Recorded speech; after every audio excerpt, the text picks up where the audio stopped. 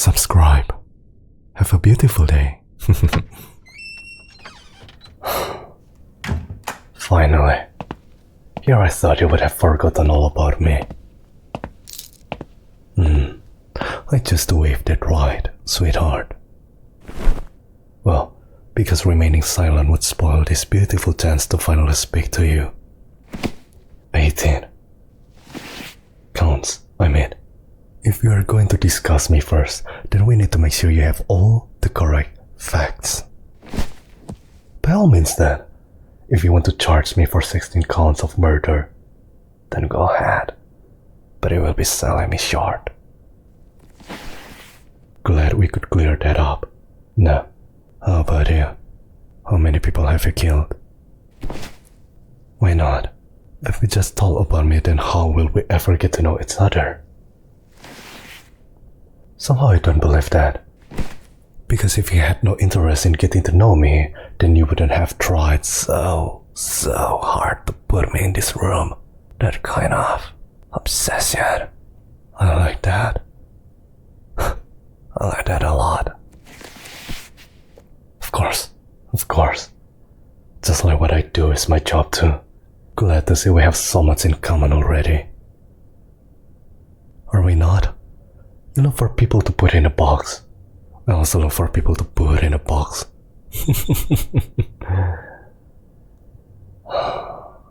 That face.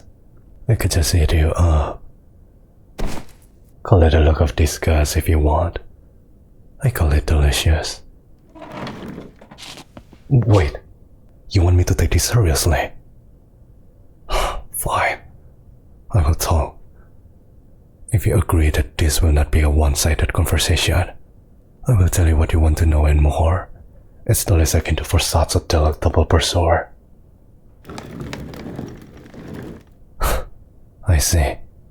Coming out the gates full force, are we? And I will answer.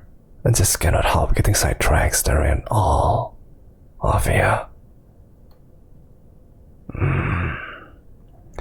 I admitted to killing them because you don't have the evidence you need to convict me without an admission of guilt. You're so cute. But we both know you don't have evidence of anything in your oh so precious file here. How do I know? Well, it's obvious. To me, at least. After all, I know you so well already. If you want me to explain how I know, then say please. Well, it was worth a shot. Fine. I know that folder is empty because the file has today's date stamp on the bottom. Because it was hastily thrown together today. Why? Because I have lots of evidence of the crimes committed but none that tied them to me. Which is why you rushed a fake file. True. You could have just stamped it today as a fresh file. But then why were you in such a rush? I know you were in a rush because of 3 things. First, you came to work today with your hair tied up. You came to every crime scene with it down and straightened. You didn't today because you burned your finger on the straighteners, as evidenced by that wrapping. All because you were panicking at the thought of bringing me in without concrete evidence. Sure, you could have just burned your finger on accident. But why wouldn't you continue to straighten your beautiful hair? Unless you knew your hands were too shaky from the stress. But you weren't late for work, were you? That is the second reason I know. Because I can smell the coconut in your breath from the frappe you got this morning. The same one you get every morning. The third reason. You see, I know how devoted you are to this absurd cause of justice. It borders on the same obsession that you have for me. You are careful, calculated, always punctual, and well presented. So why would a perfectionist like you forget to wear her bra? It all stands to reason that you were too panicked to prepare yourself. But you still had enough time to get your caffeine boost so you wouldn't notice the nerves that ruin your morning. This is about so much more than me being clever and knowing so much about you.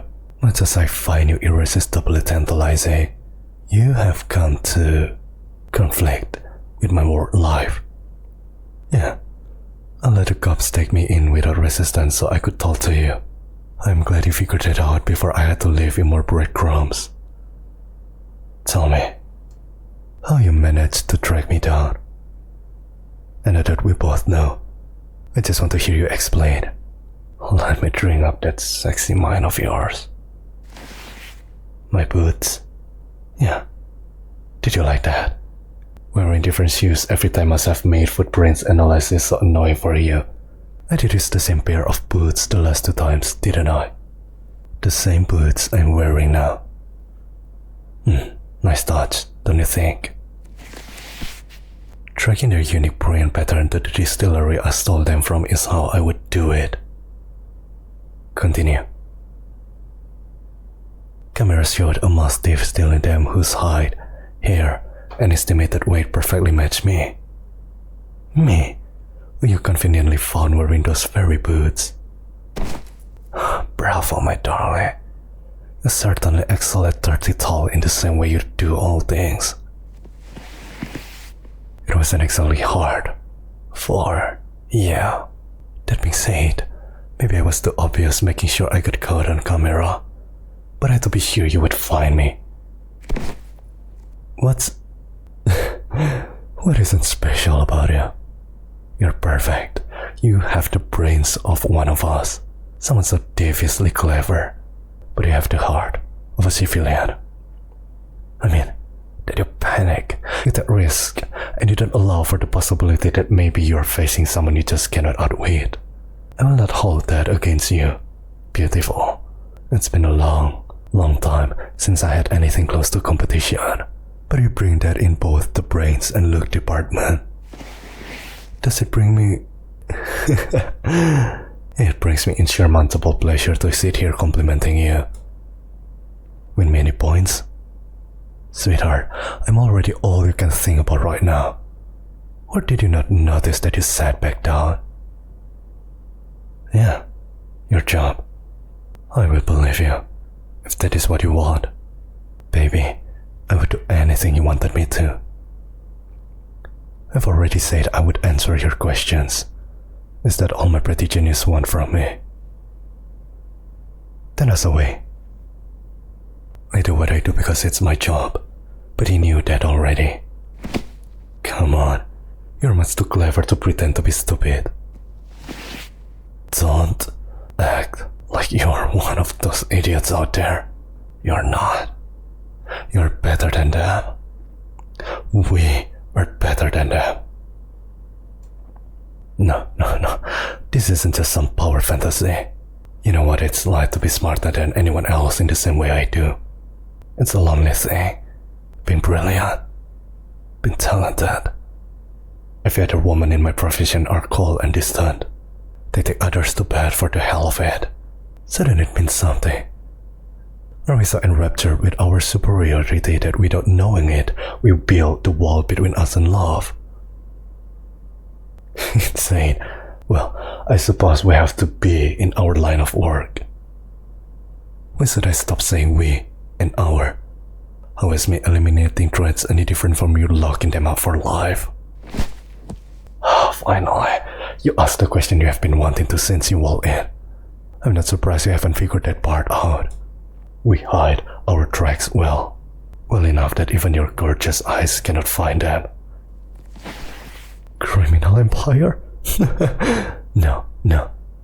We are what kingpins check for under their beds at night. We spill more blood than the average caffeine addict spills their coffee, and we make it look like art. For the right amount of extortion, yes, we can be guns for hire, but it's rare anyone can afford us. What about you? How many times have you had to kill someone? I say you have. It's painfully obvious to me at least. Remember last week when you had to shoot that getaway driver? Spectacular shot, by the way. I noticed how you aim your gun. I was there. Yeah. I've been keeping my eye on you for a long time. My pretty genius. As I was saying, the way you held your gun was disciplined. One could even be convinced ex-military, but you stayed loose. not tense up with readiness. You have the trigger discipline of an experienced shooter, but not the mental discipline of a soldier. Your stance was more personal. Self-thought. The way you squinted to focus. God, that look got me going even from the cafe across the street. Then, the way you arched your back to try the car better. If that didn't give me so many filthy ideas. The point is that you are a self-taught shooter who is disliked by their peers and have an adversity to meet. There could be easily be a few reasons for that, but I'm confident I have your story figured out. Well, it's obvious you aren't completely comfortable around men. You favor your dominant side, hence why you always walk with men on that side. Whenever you're out with your female friends, you don't mind them walking on your other side. But never, man. That way you can elbow their guard and draw your weapon with your other arm. I'm assuming that means you have had some unpleasant encounters with an ex, perhaps. You learn to shoot to defend yourself from him. If I had my way, I would pull his heart out with my bare hands so he knew how someone who should love you should really act. Whether it's my business or not, darling, I know now. It's the reason why you're always a little on edge around men, which is likely why this predominantly male police force aren't your biggest fans either. Got a little feisty temper on you, I bet. Why else would you be interrogating me alone? Or were you just as eager to get your hands on me as I am to get mine all over you? Did I ever consider that I scared them all off? Oh, baby, don't flirt with me like that. You have just met me. That could be true, I guess. So, as repulsively insane as the rest of your colleagues are, they weren't easily intimidated. The matter at hand. When did we leave the matter at hand? Haven't you figured it out yet? I'm telling you everything you want to know. Screw the protocol questions. I only care about what you need to know so that you will let me out of these cuffs. Never say never, darling. You are going to let me out of these cuffs so that I can help you stop this city from tearing itself apart. In fact, you will come to me begging. And God, if that won't push me over the edge. You're a clever girl. You know the targets I took out weren't random. Crime bosses, traffickers, corrupt businessmen, whistleblowers. Has anyone ever told you that you look so delectable when you are being smart? I did just answer your question. Think about it, my pretty genius. The look in your eyes. I would break out of this cuffs and have you here and now if it wouldn't put us both in a terrible position. Well, in the departmental sense. I do in fact mean to tell you that a war is about to break out. Every crime family in this city is about to rain down on each other. In fact, I give it another 2 minutes before we get a knock on that door. You can have my proof when you uncuff me, darling. Unless you would rather spend these 2 minutes enjoying me while I'm cuffed. Wouldn't that be so... Oh, so goddamn annoying. We are busy falling in love in here. Can you wait another minute? What's wrong with me is that we're just getting to the good part. Well, tell her that.